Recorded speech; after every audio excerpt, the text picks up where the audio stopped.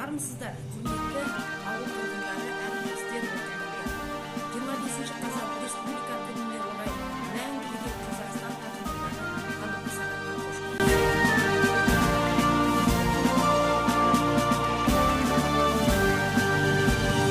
Жасыл жайлау, түпті кілем, көк кілем, көк кілемде көп ойнаймын, көк кілем.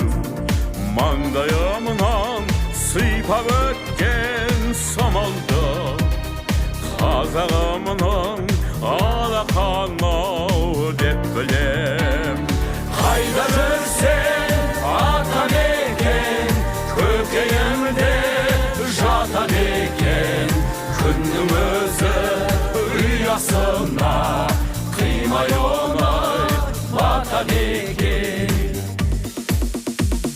Жасыл жайлау, төкті кілем, көк кілем, көк кілемде көп ойнаймын.